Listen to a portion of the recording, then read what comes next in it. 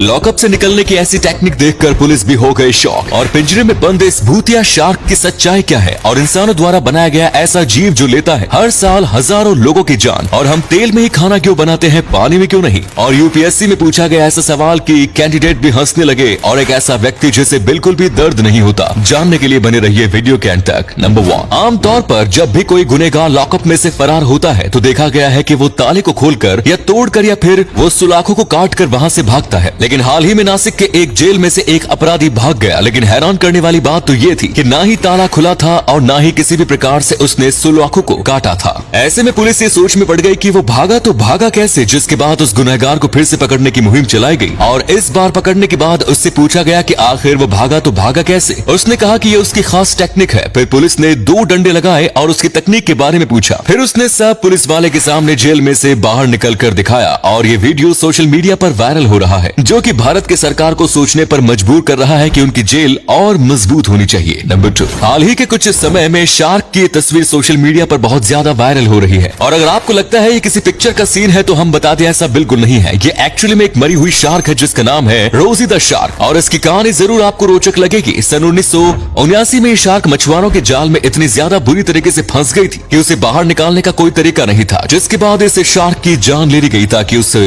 दर्द को ना झेलना पड़े। और फिर एक म्यूजियम ने इस शार्क को खरीद लिया और अपने म्यूजियम के बीचों बीच एक सेंट्रल डिस्प्ले के तौर पर इसे लगा दिया। लेकिन फिर इस म्यूजियम को बहुत नुकसान हुआ और ये बंद हो गया, जिसके बाद से करीब 8 साल तक ये शार्क अकेली एक बंद पड़े म्यूजियम में रही। जब कुछ लोग इस बंद पड़े म्यूजियम में गए तो वो पहले इस शार्क को देखकर बहुत डर गए और इसका वीडियो जब सोशल मीडिया पर वायरल हुआ तो फिर दूसरे एक म्यूजियम वालों ने इस शार्क को हाल ही में अपने म्यूजियम में रखवा लिया। नंबर 3, यूएसए के वॉशिंगटन में रहने वाले स्टीव पैट एक ऐसे व्यक्ति हैं जिनमें से किसी भी प्रकार के दर्द को महसूस करने की क्षमता नहीं है, यानी कि इन्हें दर्द महसूस होता ही नहीं है, क्योंकि बचपन से ही ये बहुत ही ज्यादा रेयर जेनेटिक डिसऑर्डर के साथ पैदा हुए थे। और ये जेनेटिक डिसऑर्डर पूरी दुनिया में बस 300 लोगों को है। और अगर इनके शरीर में सुई घुसाई जाएगी, इन्हें थप्पड़ मारा जाएगा, यहाँ तक कि अगर इनके हाथ को आग के ऊपर रखा जाएगा तो भी इन्हें किसी भी प्रकार का दर्द महसूस नहीं होगा। और अगर आप सोच रहे हो वाह क्या सुपर पावर है, तो आप बिल्कुल गलत हो, क्योंकि ये एक बीमारी है। क्योंकि दर्द कोई गलत चीज नहीं है, बल्कि दर्द हमें बताती है कि हमारे शरीर के साथ कुछ गलत है। दर्द से ही हमें पता चलता है कि यहाँ पर हमें चोट लगी है, लेकिन वहीं इन्हें दर्द नहीं होता। इसीलिए इन्हें अपना बहुत ज्यादा ख्याल रखना पड़ता है, क्योंकि अगर इन्हें कोई अंदरूनी चोट लग गई तो इन्हें पता ही नहीं चलेगा और इनकी जान चली जाएगी।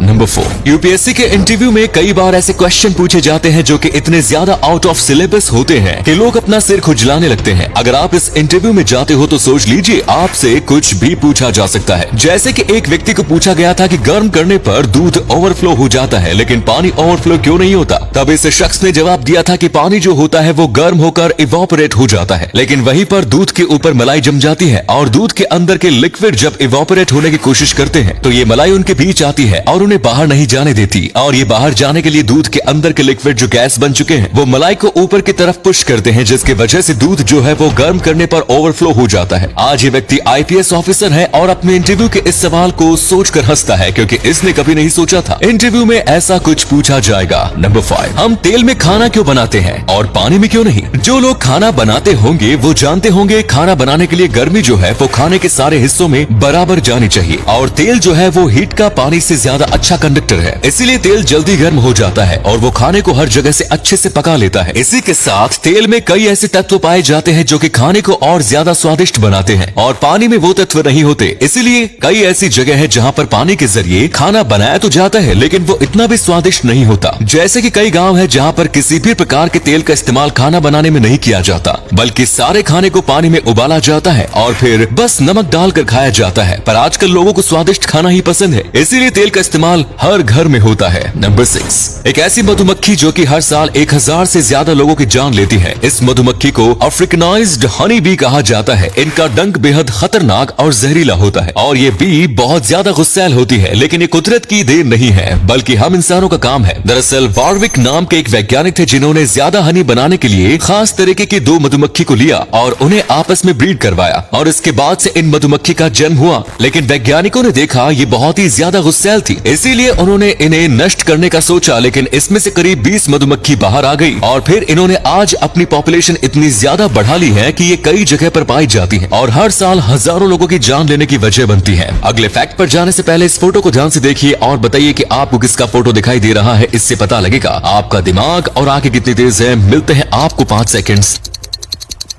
नंबर 7, नासा वालों ने हाल ही में बताया था कि अर्थ जो है वो अब पहले से भी ज्यादा हरा भरा है। जी हाँ, आपको शायद यकीन नहीं होगा क्योंकि आज के वक्त में डिफॉरेस्टेशन काफी ज्यादा हो रहा है, लेकिन इसके बावजूद आज के वक्त में जो प्लेनेट पर पेड़ मौजूद हैं वो पहले से ज्यादा है, क्योंकि अब लोग पेड़ लगा रहे हैं। और ये जो पेड़ है इसका ज्यादातर हिस्सा चाइना और इंडिया में ही है। इसके लिए नासा ने हमें थैंक यू भी कहा था। लेकिन वहीं पर आप सोच रहे होंगे कि आज इतने ज्यादा पेड़ है तो ऑक्सीजन अच्छा क्यों नहीं है। दरअसल आज पॉल्यूशन बहुत ज्यादा बढ़ चुका है। पहले इतने भी ज्यादा पेड़ नहीं थे, लेकिन तभी पॉल्यूशन 0 यानी कि ना के बराबर था। ऐसे में प्योर ऑक्सीजन मिलता था, लेकिन अब अगर दुनिया में अचानक से डबल पेड़ हो जाएंगे तो ही फर्क दिखेगा। नंबर 8, कुछ ऐसी चीजें हैं जो आपको 35 से 40 साल के पहले कर लेनी चाहिए, वरना उसके बाद आपके लिए वो करना नामुमकिन हो जाएगा। जैसे कि इस उम्र से पहले आपको अपने सपनों का घर बना लेना चाहिए। उसी के साथ इस उम्र से पहले आपको अपने बैंक में अच्छा खासा पैसा भी सेव कर लेना चाहिए। इसी के साथ इस उम्र तक आपको अपने शरीर को भी बहुत ज्यादा अच्छे से मेंटेन करना चाहिए। आमतौर पर आपको 23 की उम्र के बाद ही जिम ज्वाइन करनी चाहिए, और जिम नहीं तो आपको किसी और प्रकार की कसरत तो जरूर करनी चाहिए, क्योंकि इस उम्र के बाद शरीर को शेप में लाना मुश्किल हो जाता है। और इस उम्र तक आपको इनकम के 2 या 3 सोर्स जरूर बनाने चाहिए, ताकि एक ही सोर्स पर रहोगे तो जिंदगी भर काम करना पड़ेगा।